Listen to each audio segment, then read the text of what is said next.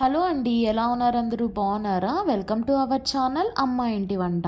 ముందుగా ఎవరైనా కొత్త వాళ్ళు మన ఛానల్ చూస్తున్నట్లయితే సబ్స్క్రైబ్ చేసుకోండి. ఈరోజు కమ్మనైనటువంటి దొండకాయ పచ్చడి ఎలా తయారు చేసుకోవాలో చూద్దామండి. ఇలా నేను చూపిస్తున్నట్లుగా ఈ పచ్చడి చేసుకొని కొంచెం నెయ్యి వేసుకొని వేడి వేడి అన్నంలో కలుపుకొని తిన్నారంటే అన్నం మొత్తం దీంతోనే తినేస్తారు. సో లేట్ చేయకుండా ఈ తయారీ విధానం చూసేద్దాం. ముందుగా స్టవ్ మీద బాండి పెట్టుకొని ఇందులోకి 1 టేబుల్ స్పూన్ ఆయిల్ యాడ్ చేసుకొని ఇందులోకి 2 టేబుల్ స్పూన్ దాకా పల్లీలను వేసుకొని వేపుకోండి. పల్లీలు కొంచెం వేగుతున్నాయి అనగా ఇందులోకి 1 టేబుల్ స్పూన్ దాకా ధనియాలను వేసుకొని వేపుకోండి. ధనియాలు కూడా లైట్గా కలర్ చేంజ్ అవుతున్నప్పుడు ఇందులోకి 1 స్పూన్ దాకా జీలకర్రను కూడా వేసుకొని వేపుకోండి. ఇవన్నీ వేగిన తర్వాత ఇందులోకే ఇలా వీడియోలో చూపిస్తున్నట్లుగా చిన్న సైజులోకి కట్ చేసుకున్నటువంటి దొండకాయ ముక్కల్ని వేసుకోండి. నేను ఇక్కడ 1/2 కేజీ దొండకాయలని తీసుకొని ఇలా వీడియోలో చూపిస్తున్నట్లుగా చిన్న సైజు ముక్కలుగా కట్ చేసుకొని వేసుకుంటున్నానండి. మీకు నచ్చినంత క్వాంటిటీ తీసుకొని కట్ చేసుకొని వేపుకోండి.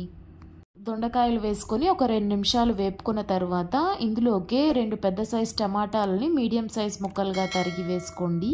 అలాగే ఒక 5-6 పచ్చిమిర్చిని మధ్యలోకి తుంచుకొని వేసుకోండి.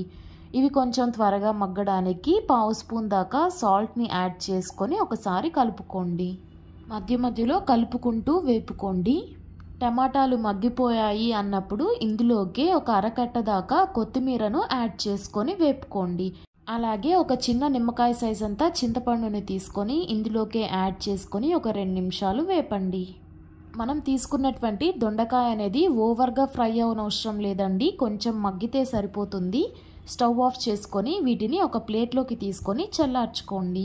ఇవి చల్లారిన తర్వాత వీటిని ఒక మిక్సీ జార్లోకి యాడ్ చేసుకొని ఇందులోకే 1/2 స్పూన్ దాకా సాల్ట్ని కూడా యాడ్ చేసుకొని వీటిని మిక్సీ పట్టుకోండి. అవసరమైతే కొంచెం వాటర్ని యాడ్ చేసుకోండి, వాటర్ ఏమీ అవసరం ఉండదండి. చూస్తున్నారు కదా, ఇలా వీడియోలో చూపిస్తున్నట్లుగా కచ్చా పచ్చాగా మిక్సీ పట్టుకొని తీసుకోండి. ఇప్పుడే రుచి చూసుకొని రుచికి సరిపడా సాల్ట్ వేసుకొని కలుపుకోండి. ఇప్పుడు ఈ పచ్చడిలోకి పోపుని వేసుకుందామండి. బాండీలోకి ఆయిల్ వేసుకొని కొంచెం జీలకర్ర, ఆవాలు, పచ్చనపప్పు, 2 రెమ్మల దాకా కరివేపాకు వేసుకొని వేపుకోండి. ఇవి కొంచెం వేగిన తర్వాత ఇందులోకి ఒక ఎండుమిర్చిని మధ్యలోకి తుంచుకొని వేసుకొని వేపుకోండి.